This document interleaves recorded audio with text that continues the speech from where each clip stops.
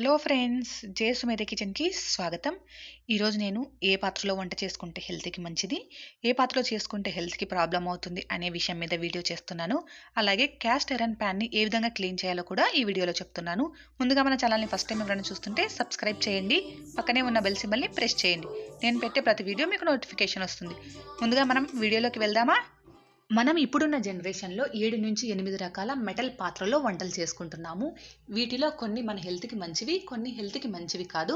First మనకు హెల్త్కి మంచివైన పాత్రలు ఏంటివో చూసేద్దాము. ఫస్ట్ వచ్చేసి స్టెయిన్లెస్ స్టీల్. దీనిలో 2 టైప్స్ ఉన్నాయండి. నికెల్ యూస్ చేసిన stainless steel, without nickel stainless steel అనమాట. నికెల్ యూస్ చేసిన స్టెయిన్లెస్ స్టీల్ మనం వాడడం వల్ల అవి హెల్త్కి మంచిది కాదు. స్టెయిన్లెస్ స్టీల్ పాత్రలు కొనేటప్పుడు మీరు ఒకసారి చెక్ చేసుకొని నికెల్ లేకుండా ఉండే పాత్రలను కొనండి. నికెల్ లేకుండా ఉండేదే హెల్త్కి మంచిది. ఈ స్టెయిన్లెస్ స్టీల్లో వంట చేసుకొని తినడం వల్ల 60 నుంచి 70% వరకు పోషక విలువలు అనేవి మన బాడీకి వస్తాయి. స్టీల్ పాత్రల వరకు అంతేనండి. ఇప్పుడు ఐరన్ పాత్రల గురించి చూసేద్దాము. ఐరన్లో కూడా 2 టైప్స్ ఉన్నాయండి. ఒకటి నార్మల్ ఐరన్, ఇంకొకటి వచ్చేసి క్యాస్ట్ ఐరన్ అనమాట.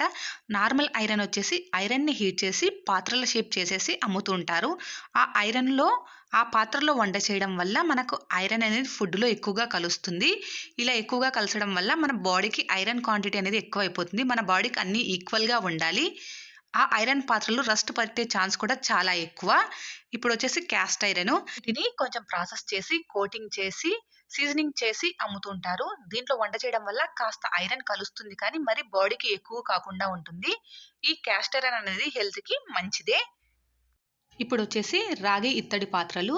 ఈ పాత్రలో వంట చేసేటప్పుడు మనకు చాలా జాగ్రత్తగా వంట చేయాలండి. దీంట్లో ఏమి వాడాలో ఏమి వాడకూడదో తెలుసుకొని యూస్ చేయాలి. మనం చింతపండు ఇలాంటివి యాడ్ చేస్తాం కదా, ఈ పాత్రలో చేయడం వల్ల కాస్త చెడిపోయే అవకాశం ఉంది. మీరు జాగ్రత్తగా యూస్ చేసుకోవాలి. ఇది క్లీన్ చేయడం కూడా చాలా ఇబ్బంది అనమాట. వీటిని యూస్ చేయాలంటే మనం బాగా వాష్ చేసుకొని ఈ పాత్రలను యూస్ చేసుకోవాలి. ఇప్పుడు గాజు పాత్రల గురించి చూసేద్దాము. ఈ గాజు పాత్ర చాలా మంచిది అన్నిటికంటే. ఎందుకంటే గాజు పాత్రలో ప్రిపేర్ చేసిన ఫుడ్ తినడం వల్ల 100కు 100% పోషక పదార్థాలు మన బాడీకి అందుతాయన్నమాట. మనకు దీంట్లో ఉన్న డిసడ్వాంటేజ్ ఏంటంటే, మనం ఈ గ్లాస్ పాత్రను స్టవ్ పైన పెట్టి కుక్ చేసుకోలేము. ఓవెన్లో కానీ ఇండక్షన్ స్టవ్ మీద మాత్రమే కుక్ చేసుకోగలం. ఇది కింద పడితే పగిలిపోతుంది కాబట్టి దీన్ని మనం ఎక్కువగా ప్రిఫర్ చేయమన్నమాట. ఈ గాజు పాత్రలో ఫుడ్ ప్రిపేర్ చేసుకొని తింటే హెల్త్కి మంచిదే. ఇప్పుడు మట్టి పాత్రలు చూసేద్దాము. మన పూర్వీకుల కాలం నుంచి ఈ మట్టి పాత్రలోనే ఫుడ్ ప్రిపేర్ చేసుకుంటున్నారు.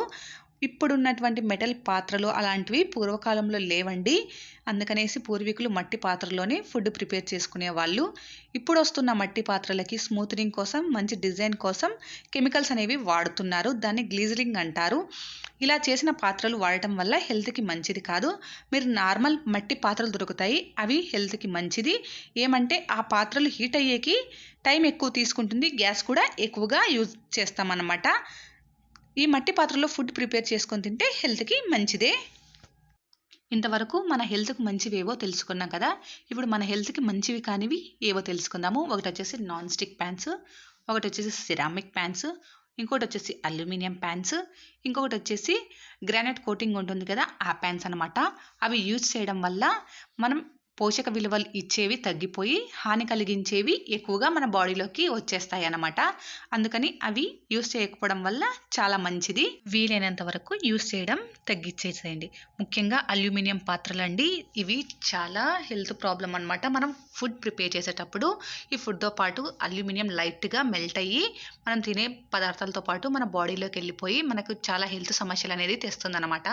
థైరాయిడ్, లివర్ ప్రాబ్లం ఉన్న వాళ్ళు అస్సలు ఈ అల్యూమినియం పాత్రలని వాడకండి. వీలైనంత వరకు ఈ పాత్రలు యూస్ చేయడం తగ్గిస్తేనే మంచిది అని నేను అనుకుంటున్నాను. ఇప్పుడు నేను తీసుకున్న క్యాస్ట్ ఐరన్ ప్యాన్ని మీకు చూపిస్తున్నాను. ఇవి అమెజాన్లో కూడా దొరుకుతున్నాయండి. ఒకసారి సెర్చ్ చేసి చూడండి. ఈ ప్యాన్ని మనం ఏ విధంగా సీజనింగ్ చేసుకోవాలి, ఏ విధంగా క్లీన్ చేసుకోవాలి, ఏ విధంగా యూస్ చేయాలి, ఏమేం వండొచ్చు, ఇందులో మనం వండిన తర్వాత ఏ విధంగా క్లీన్ చేసుకోవాలి, ఏ విధంగా స్టోర్ చేసుకోవాలి అనేది మీకు నేను ఈ వీడియోలో చూపిస్తున్నాను. ఒకసారి మరి వీడియోలోకి వెళ్దామా? ఇలా ఈ విధంగా ప్యాన్ని సింక్లో పెట్టేసి మీరు ఏ లిక్విడ్తో అయితే వాష్ చేసుకుంటారో విమ్ లిక్విడ్ కానీ లేకుంటే సోప్ని కానీ మీరు ఏది యూజ్ చేస్తే ఆ లిక్విడ్ని యాడ్ చేసుకోవాలి. యాడ్ చేసుకొని మీరు సాఫ్ట్ స్క్రబ్ కాకుండా ఇలా స్టీల్ పీచ్ ఉంటుంది కదా, ఆ స్టీల్ పీచ్తో ఇలా ఈ విధంగా అంతటిని బాగా స్క్రబ్ చేసుకుంటూ తిక్కుకోవాలి. అలా తిక్కుకుంటేనే ఉండే బ్లాక్నెస్ అంతా పోతుంది, పోయి నీట్గా ఉంటుంది. మనం ఒకసారి చేస్తే సరిపోదు, దీన్ని 1 or 2 టైమ్స్ బాగా వాష్ చేసుకోవాలి. చూడండి ఇలా సైడ్స్కి బ్యాక్ సైడు అంతా దీన్ని క్లీన్ చేసుకోవాలి. ఇది ఎక్కడ ఏ పార్ట్లో వదిలేసినా రస్ట్ పట్టే ఛాన్స్ ఉంది కాబట్టి మనం అంతా క్లీన్ చేసుకోవాలి. చూడండి ఇలా క్లీన్ చేసుకునేటప్పుడు ఎంత బ్లాక్గా వస్తుందో ఆ బ్లాక్నెస్ అంతా పోతేనే ప్యాన్ అనేది మనం నీట్గా యూస్ చేసుకోవడానికి బాగుంటుంది. లేకపోతే నెక్స్ట్ టైం వంట చేసేటప్పుడు ఏమవుతుందంటే మనం చేసే వంట పదార్థాలు కలర్ చేంజ్ అయ్యే అవకాశం ఉంటుంది, నల్లగా అయ్యే అవకాశం ఉంటుంది. ఇలా రెండోసారి కూడా మనం బాగా స్క్రబ్ చేసుకోవాలి. ఇలా ఎన్నిసార్లు బాగా వాష్ చేసుకుంటే అంత బాగా నీట్గా క్లీన్ అవుతుంది ప్యాన్ అనేది. చూడండి ఇలా ఈ విధంగా క్లీన్ చేసుకుంటే వాటర్ ఎంత బ్లాక్గా వస్తున్నాయో ఇలా ఈ విధంగా వాటర్తో మళ్ళీ వాష్ చేసుకోవాలి. 2 టైమ్స్ మనం బాగా పీచుతో తిక్కుకున్న తర్వాత వాటర్తో కూడా బాగా వాష్ చేసుకోవాలి. 2 టైమ్స్ బాగా వాష్ చేసుకున్న తర్వాత నేను ఇక్కడ 3rd టైం కూడా పీచుతో బాగా తిక్కుకుంటున్నాను. ఏమైనా ఇంకా ఎక్స్ట్రాగా బ్లాక్ కలర్ ఉంటే కూడా మనకు వచ్చేస్తుంది అనమాట. ఇలా ఈ విధంగా బాగా పీచుతో తిక్కుకోవాలి. వీలైనంత బాగా తిక్కుకొని క్లీన్ చేసుకుంటే ఈ ప్యాన్స్ అనేటివి మనకు నెక్స్ట్ సేఫ్గా పెట్టుకోవచ్చు. చూడండి ఇలా ఈ విధంగా బాగా పీచుతో తిక్కుకొని వాటర్తో కూడా మనం బాగా వాష్ చేసుకోవాలి.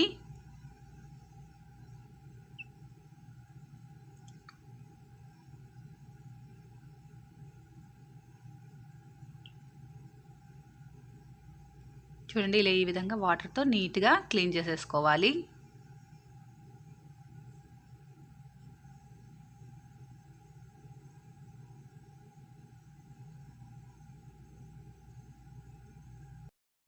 బాగా వాష్ చేసుకున్న తర్వాత టిష్యూతో కానీ ఒక క్లాత్తో కానీ ఇలా ఈ విధంగా తడి లేకుండా నీట్గా తుడుచుకొని పెట్టుకోవాలి.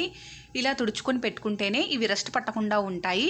మనం ఎప్పుడైనా సరే ఫుడ్ ప్రిపేర్ చేసిన తర్వాత ఈ ప్యాన్లో తడి లేకుండా పెట్టుకోవాలి. తడి ఉంటే మనకు రస్ట్ పట్టే ఛాన్స్ ఉంది, కలర్ అంతా చేంజ్ అయిపోతుంది ప్యాన్ అనమాట. చూడండి ఎంత బ్లాక్గా వచ్చేసిందో తుడుస్తుంటే.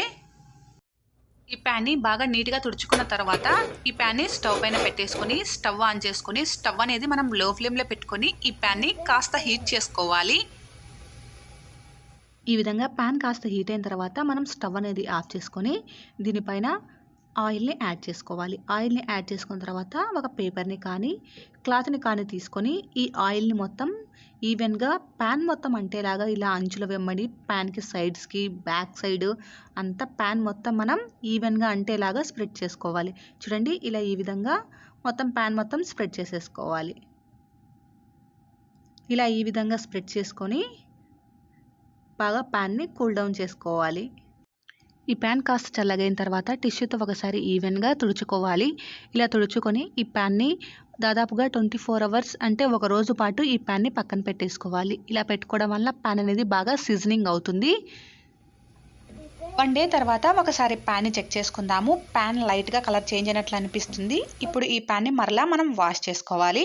కాస్త లిక్విడ్ వేసి అదే పీచుతో మనం మళ్ళీ తిక్కుకోవాలి. ఈ ప్యాన్ని మనం యూస్ చేసేటప్పుడు మరలా ఒకసారి జస్ట్ వాటర్తో వాష్ చేసుకుని యూస్ చేసుకుంటే సరిపోతుంది. ఈ ప్యాన్లో మనం ఫ్రైస్ చేసుకోవచ్చు, కర్రీస్ చేసుకోవచ్చు, ఏమైనా ప్రిపేర్ చేసుకోవచ్చు. మనం ప్యాన్ని యూస్ చేసుకున్న తర్వాత బాగా వాష్ చేసుకోవాలి. మనం దీనిలో ఏదైనా కర్రీ ప్రిపేర్ చేసినప్పుడు అప్పటికప్పుడు తినే పాటైతే వెంటనే సర్వ్ చేసుకోవచ్చు. ఒక పూట వెయిట్ చేయాల్సి వస్తే ఆ ప్యాన్లో కర్రీని అలాగే పెట్టకూడదు. కర్రీ టేస్ట్ చేంజ్ అవుతుంది, ప్యాన్ కూడా రస్ట్ పట్టే ఛాన్స్ ఉంది. కర్రీ చేసిన వెంటనే వేరే పాత్రలోకి చేంజ్ చేసుకుంటే మంచిది. ప్యాన్ని ఇలా ఈ విధంగా వాటర్తో వాష్ చేసుకున్న తర్వాత క్లాత్తో కానీ టిష్యూతో కానీ నీట్గా తుడుచుకోవాలి.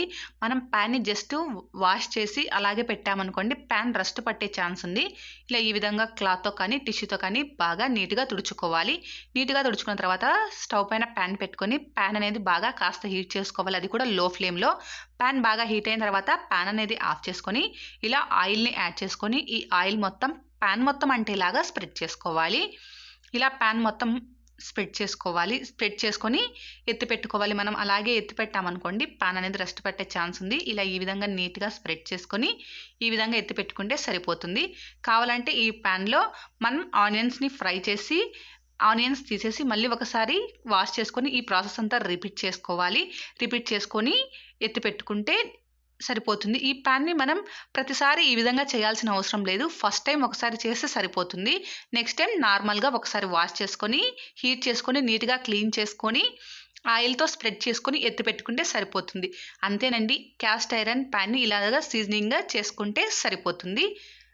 మీకు ఈ వీడియో యూజ్ అయ్యి మీకు నచ్చితే కంపల్సరీగా లైక్ చేయండి. మీకు ఇలాంటి వీడియోస్ నేను ఇంకా పోస్ట్ చేయాలంటే మీకు ఎస్ ఆర్ నో అనేది కింద కామెంట్ సెక్షన్లో కామెంట్ చేయండి.